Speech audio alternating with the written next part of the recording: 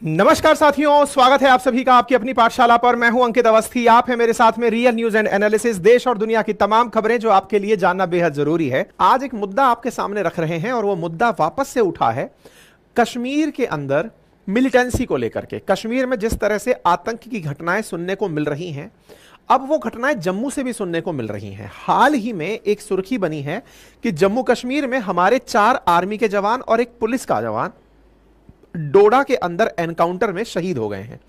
डोडा में हुई इस घटना के बाद फिर से सवाल उठा है कि जम्मू में आफ्टर ऑल आतंकियों के सक्रिय होने के बाद इतनी घटनाएं और उसके बाद में इतनी सारी आतंकी घटनाएं जो बैक टू बैक पिछले 78 दिनों में नोटिस हुई हैं, उसमें आतंकी घटनाओं के अंदर सैनिकों का शहीद होना यह एक बड़ी चिंता की तरफ देश का इशारा कर रहा है। कश्मीर से घटनाएं ना आकर के जम्मू से घटनाओं का आना, आतंकियों का जम्मू कश्मीर जो प्रोजेक्ट था, प्रोजेक्ट जो जे था, उसकी जगह प्रोजेक्ट जो के था उसकी जगह प्रोजेक्ट जे एक्टिवेट करना, यानी जम्मू को टारगेट करना, क्या इशारे करता है? एक बात तो सच है कि कश्मीर में इनकी दाल नहीं गली, लेकिन जम्मू में आकर के आतंकी जिस तरह की घटनाओं को अंजाम दे रहे हैं, उससे कहीं यह मैसेज तो देने का दुनिया को प्रयास नहीं है कि कश्मीर में सब कुछ अच्छा नहीं है जो भारत हर समय प्रोजेक्ट कर रहा है, नंबर एक।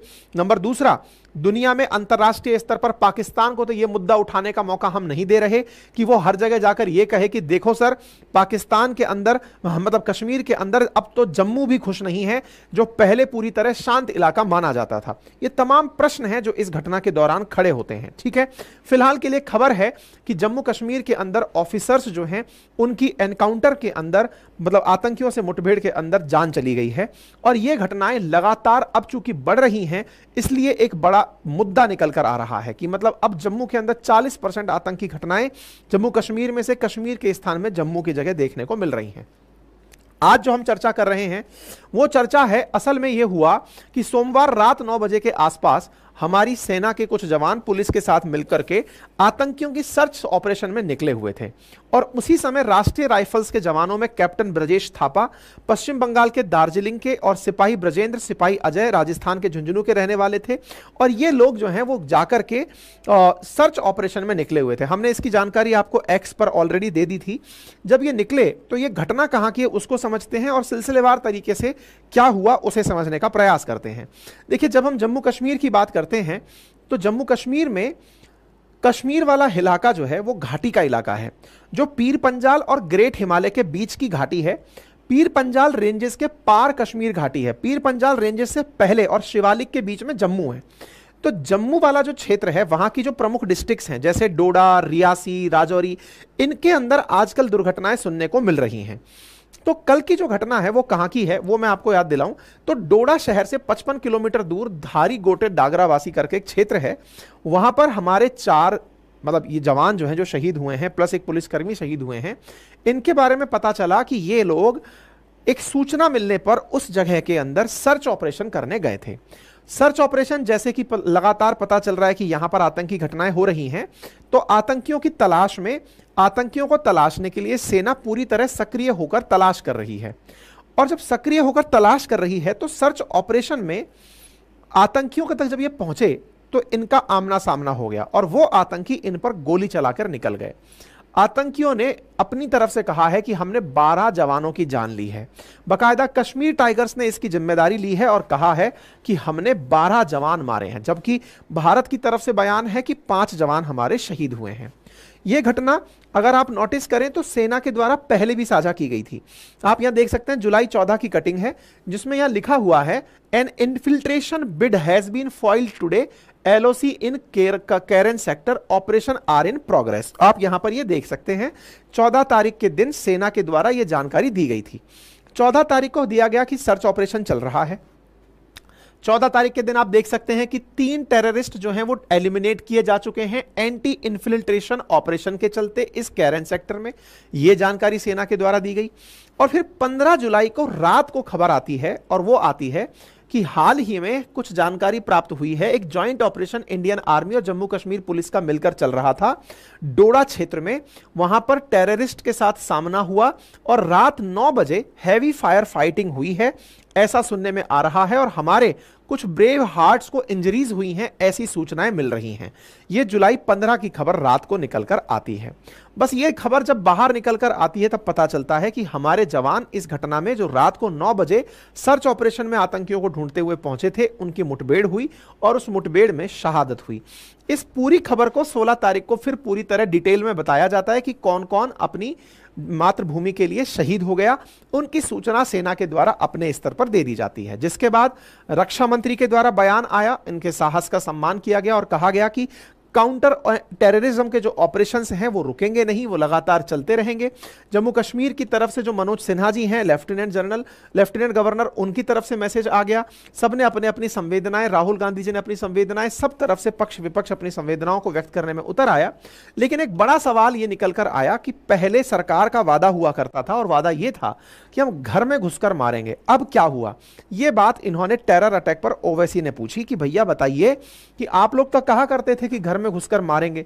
जम्मू में 78 दिनों में 11 हमले हो चुके हैं, कोई खबर ही नहीं आ रही है कि क्या घुसकर मारेंगे, क्या होकर रहेगा। आप खबरों को अगर देखें तो यहां पर कुछ इस तरह से खबर निकलकर आती है कि डोडा में 11 जून, 12 जून, 26 जून, 9 जुलाई और 15 जुलाई डोडा इटसेल्फ के अंदर हमले हुए हैं। ऐसे ही पुंछ में, राजौरी में, रियासी में, उधमपुर में और कठुआ में 78 दिनों में कुल मिलाकर 11 हमले हो लिए हैं। ऐसी स्थिति में रियासी की घटना पर तो हमने आपको, जब चुनाव के बाद ये घटना हुई थी, 4 जून को रिजल्ट आए थे और 10 जून के दिन जब घटना हुई थी रियासी वाली, उस पर हमने सेशन भी किया था। लेकिन अगर आंकड़ों को उठाकर देखें तो जम्मू में लगातार इस तरह की घटनाएं बढ़ती जा रही हैं। यानी आफ्टर इलेक्शन रिजल्ट्स तो अगर आप देखें तो पूरी लाइन लग गई है। क्या माना जाए इसको कि जम्मू कश्मीर में 32 महीने के अंदर 48 सोल्जर्स हमारे मारे जा चुके हैं। इस पर क्या क्या आंसर क्या निकाला जाए? पाकिस्तान ये करा रहा है या लोकल इन्फिल्ट्रेटर्स ऐसा कर रहे हैं, स्लीपर सेल्स एक्टिवेट हो गई? और अल्टीमेटली सबसे बड़ा सवाल, अब तक कश्मीर सुर्खियों में रहा करता था, जम्मू रीजन अचानक सुर्खियों में कैसे आ गया? जम्मू में ऐसा क्यों हो रहा है? तो इसके पीछे के अलग अलग कारण निकाले जा रहे हैं। बड़े बड़े कारणों में जो सबसे बड़ा कारण है वो तो ये है कि 370 हटने के बाद से कश्मीर वैली क्षेत्र में भारत सरकार बहुत ज्यादा सक्रिय हो गई। 2019 के बाद से वहां पर इतनी सक्रिय हुई कि कोई भी ऐसी घटना ना आए जिसको यह कहा जा सके कि देखो आतंकी घटनाओं पर लगाम नहीं लगा। तो केंद्र सरकार ने कश्मीर पर तो जबरदस्त तरीके से कार्रवाइयां की, लेकिन उसके चलते आतंकी कश्मीर से निकलकर शांत क्षेत्र जो जम्मू वाला है, जहां पर थोड़ी हिंदू मेजॉरिटी है, उस क्षेत्र के अंदर आतंकी शिफ्ट हो गए कि यार यहां पर तो अब दाल गलेगी नहीं, क्योंकि एक एक जगह चप्पे चप्पे को छान मारा कश्मीर के अंदर, तो उसको तो बिल्कुल ऑपरेशन क्लीन आउट कर दिया, ऑल आउट कर दिया कि यहां पर तो कोई मामला है नहीं। अब ये लोग निकलकर जम्मू में शिफ्ट हो गए और जम्मू में शिफ्ट होने के लिए पीर पंजाल के, देखिए पर्वत श्रृंखलाओं की अगर हम बात करें तो जो मेन हिमालय है ना, मेन हिमालय और पीर पंजाल के बीच में कश्मीर घाटी है, इसके इस तरफ भी पीर पंजाल का किनारा तो है। पीर पंजाल पर्वत की इस तरफ की जो किनारे हैं, जिस पर कि अपन कहें तो दक्षिण की तरफ पीर पंजाल का जो क्षेत्र है जो जम्मू से टच होता है, इस क्षेत्र में आतंकियों को आसान पनाह मिल गई। इसलिए उन्होंने प्रोजेक्ट जे ओपन कर दिया। प्रोजेक्ट के इनका क्या था? जो प्लान के था वो क्या था? प्लान के था इनका कश्मीर को प्लान करना। प्लान जे क्या है? जम्मू को प्लान करना। तो बोले अब कुछ तो करना है, तो ये इस तरफ निकलकर आ गए। और भी बड़े कारणों में सबसे बड़ा कारण जो था वो तो मैंने आपको बता दिया कि कश्मीर की जगह जम्मू आसान टारगेट बन गया। और कहीं ना कहीं सरकार का, या कहिए कि सेना का, या हमारी इंटेलिजेंस एजेंसीज का मन में यह भाव कि कश्मीर में ज्यादा हो रहा है, क्योंकि कश्मीर मुद्दा ज्यादा उठता है, जम्मू मुद्दा नहीं उठता है। तो हम लोगों ने सक्रिय रूप से जम्मू मतलब कश्मीर पर तो ध्यान दिया, जम्मू को हम शायद खुद भी हल्के में ले गए, जिसकी वजह से यहां पर स्लीपर सेल्स की और ओवरग्राउंड वर्कर्स की संख्या में इजाफा हो गया। सुनने में आता है कि रियल टाइम इंटेलिजेंस, मतलब यहां पर अगर जाने तो 2023 में एक रिपोर्ट निकल आई और उसमें जानकारी निकली कि हंदवाड़ा में 496, कुपवाड़ा में 32, बारामूला में 26, रियासी में 182, डोडा में 74, कठुआ में 135 और किश्तवाड़ा के अंदर 135 ओवरग्राउंड वर्कर्स एक्टिवेटेड हैं। मतलब ये वो लोग हैं जो आतंकियों को सपोर्ट कर रहे हैं। अर्थात आतंकियों की जो घटना हमें क्रॉस बॉर्डर टेररिज्म से मिलती थी, उसके अलावा भी एक रिपोर्ट का जिक्र हुआ है न्यूज में, और वो ये है कि यहां पर कुछ ओवरग्राउंड वर्कर्स एक्टिवेट हो गए हैं जो इस घटना को अंजाम दिलवा रहे हैं। बाकी तो यहां पर पहाड़ी इलाका है, पहाड़ी इलाकों में घटना को अंजाम देकर छुपने के लिए तो ये बहुत आसान और सुगम रास्ता है इन क्षेत्रों में, क्योंकि पीर पंजाल के एक तरफ ये घटना अंजाम देते हैं और जब अंजाम देते हैं तो इन पहाड़ियों में आसानी से जाकर छुप जाते हैं। इसलिए इन घटनाओं में अब एक एक जगह पर सर्च ऑपरेशन को अंजाम देना एक बड़ी जिम्मेदारी बना हुआ है, बड़ी चुनौती बना हुआ है। ठीक है, दूसरा एक और कारण भी है। जम्मू का जो पुंछ वाला इलाका है, पुंछ और राजौरी वाला, वो सीमावर्ती इलाका है। उसी का जो एरिया है वो इंटरनेशनल बॉर्डर से टच होता है। अगर आप यहां देखें तो ये जम्मू रहा, इसके जस्ट बगल में इंटरनेशनल बॉर्डर है। तो अगर इन्फिल्ट्रेशन भी हो तो ये इन्फिल्ट्रेशन बड़ी आसानी से यहां से इंटरनेशनल बॉर्डर से आतंकियों के अंदर घुसने का हो जाता है। नंबर तीसरा, जब हमारा चीन के साथ कन्फ्लिक्ट चला तो हमने अपनी बड़ी सेना को चीन बॉर्डर पर मोबिलाइज कर दिया और चीन सेना पर तैनात कर दिया। तो जम्मू वाला जो क्षेत्र था, जिसे हम शांत क्षेत्र मान रहे थे, कश्मीर था, कश्मीर के बाद में चाइना था, हमने चाइना पर पूरी तरह से मुस्तैदी तैनाती कर दी। जम्मू वाले सेक्टर में कहीं ना कहीं इंटेलिजेंस का फेलियर और हमारी थोड़ी सी ये मानने वाली विचारधारा कि जम्मू शांत है, तो ये वाली जो विचारधारा है कहीं ना कहीं इसका हमें नुकसान हुआ है। ये कई अखबारों के अंदर कोट किया जा रहा है। पाकिस्तानी एजेंसी आईएसआई दुनिया को अब यह मैसेज देना चाहती है कि जम्मू कश्मीर जो भारत का क्षेत्र है वहां पर असंतोष है, क्योंकि वहां का लोकल ग्राउंड वर्कर इस तरह की हरकत कर रहा है। जो भारत का बयान है, मतलब असल में राजनीति किस बात पर हो रही है कि सरकार कह रही है कि हमने शांति स्थापित कर दी है जम्मू कश्मीर में, जनता में किसी को कोई रिएक्शन नहीं है, लेकिन रिपोर्ट्स क्या बयान कर रही हैं कि जम्मू के अंदर ग्राउंड वर्कर एक्टिवेट हो गए, स्लीपर सेल एक्टिवेट हो गई हैं और वो इस घटना को अंजाम दे रही हैं। तो पाकिस्तान दुनिया को क्या दिखाना चाहता है मैसेज के नाम पर कि देख लो साहब, इनका तो अपने स्तर पर ही मामला गड़बड़ है, वहां के अपने लोग ऐसा कर रहे हैं, जबकि वास्तविकता उनको उकसाने की है। उकसाने का पूरा काम पाकिस्तान ने ही किया हुआ है, लेकिन उकसावे के बाद में लोग अपने हैं तो उसके नाम पर हम किसी और को घुसकर कैसे मारें। यह स्थिति सरकार के साथ दुविधा में आ गई कि यार ये लोग तो जो आ रहे हैं निकल निकल कर, जो इनको सपोर्ट कर रहे हैं ये लोकल्स हैं। अगर लोकल्स हैं और ये बात रिपोर्ट्स में आ रही है तो फिर हम किसके प्रति एक्शन लें। तो ये बड़ा रीजन निकल कर आ रहा है। और एक बड़ा रीजन ये भी है कि इस जम्मू रीजन में बड़ी संख्या में हिंदू गांव हैं, यहां पर तीर्थ यात्री आते हैं, यहां से इस तरह की दहशत फैलाकर उन्हें आने से रोका जा सकता है। जिस तरह से कश्मीर के अंदर हिंदुओं को टारगेट करके निकाला गया था, अब जम्मू के अंदर इस तरह से टारगेट करके हिंदुओं को वहां से निकाला जाए, इस तरह का माहौल बनाने का प्रयास चल रहा है।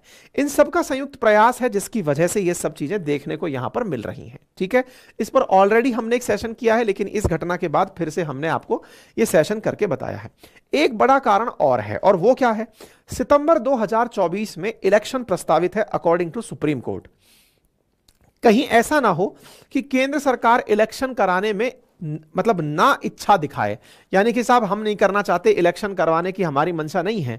अगर सरकार कहीं ऐसी भाव रखती हो तो उसे प्रेरित करने के लिए, क्योंकि लोकल लोगों का यह मानना है कि कहीं सरकार ऐसा तो नहीं है सुप्रीम कोर्ट के आदेश की अवहेलना कर दे, तो बोले इलेक्शन हो और लोकल्स का पार्टिसिपेशन बढ़े, इसलिए लोकल जो हैं वो अपने लेवल पर इस तरह की हरकत कर रहे हैं। ये तमाम कारक हैं, किसी एक कारक को जिम्मेदार नहीं ठहरा सकते, लेकिन 370 के बाद हटने के बाद में ये जो घटना है, जो अचानक इन दिनों पिछले मतलब 2.5-3 महीने में देखने को मिली है, इसने वापस दुनिया का ध्यान अपनी तरफ खींच लिया है। देश के अंदर, सेना के अंदर इस बात को लेकर के अब चर्चाएं हैं कि इसको कैसे बैलेंस किया जाए। ठीक है, सैनिक कार्रवाइयों के अंदर इस प्रकार के हथियारों की प्राप्ति हो रही है, सरकार के द्वारा और सेना के द्वारा इनसे निपटने की पूरी तैयारी की जा रही है। और यह तय है कि सेना ने जिस तरह से कश्मीर से आतंकियों को भगाया, जो छिप करके जम्मू में बैठ गए, अब इनको यहां से भी भगा करके इन्हें वापस इनके उपयुक्त स्थान पर भेज दिया जाएगा।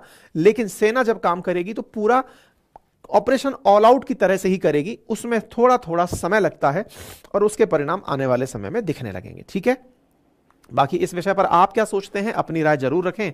चैनल पर नए हैं तो सब्सक्राइब करें। कोर्सेज हमारे लाइव हैं अपनी पाठशाला एप्लीकेशन पर, जिन्हें आप देख सकते हैं।